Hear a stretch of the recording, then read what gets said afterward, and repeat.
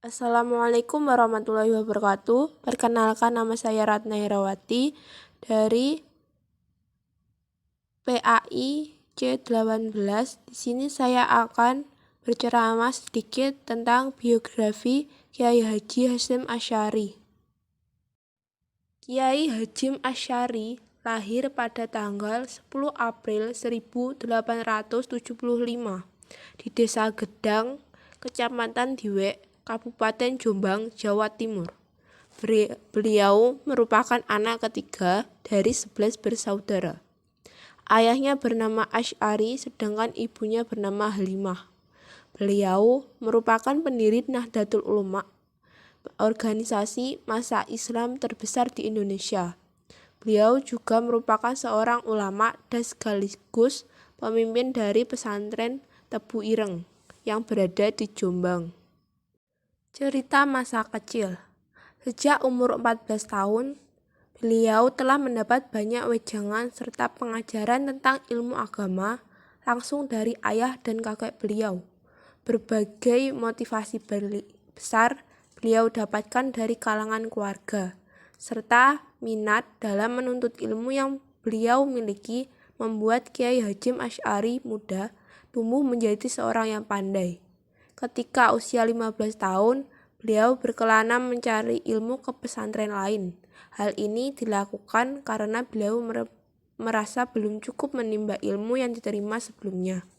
Beberapa pesantren yang beliau singgahi antara lain Pesantren Wonokoyo Probolinggo, Pesantren Langitan Tuban, Pesantren Trenggilis Semarang, Pesantren Siwalan, dan Pesantren Panji Sidoarjo. Pada tahun 1892, Kiai Hasyim Asy'ari menunaikan ibadah haji sekaligus menimba ilmu kepada Syekh Ahmad Khottib dan Syekh Mahfud At-Tarmisi, merupakan guru bidang hadis. Ketika pulang, beliau menyempatkan diri untuk singgah ke Johor, Malaysia. Di sana beliau mengajar kepada santri-santri sampai tahun 1899. Kiai Hasyim Asy'ari mendirikan pondok pesantren Tebu Ireng yang kelak menjadi pesantren terbesar dan terpenting di tanah Jawa pada abad ke-20. Mulai tahun 1900, beliau memposisikan pesantren Tebu Ireng menjadi pusat penimbang pengajaran Islam tradisional. Dalam pesantren tersebut bukan hanya diajarkan ilmu agama saja, namun juga pengetahuan umum ikut mengiringi pengajaran Islam. Pada santri belajar membaca huruf Latin, menulis dan membaca buku-buku yang berisi pengetahuan umum, berorganisasi, dan berpidato. Menurut beliau, mengajarkan agama Islam artinya memperbaiki manusia. Mendidik para santri agar siap terjun ke masyarakat adalah salah satu tujuan perjuangan Kiai Hasyim Asy'ari. Peran Kiai Hasyim Asy'ari tidak hanya sebatas pada bidang keilmuan dan keagamaan, tapi juga bidang sosial dan kebangsaan. Pada tanggal 1937, beliau didatangi pimpinan pemerintah Belanda dengan memberikan bintang emas dan perak sebagai tanda kehormatan.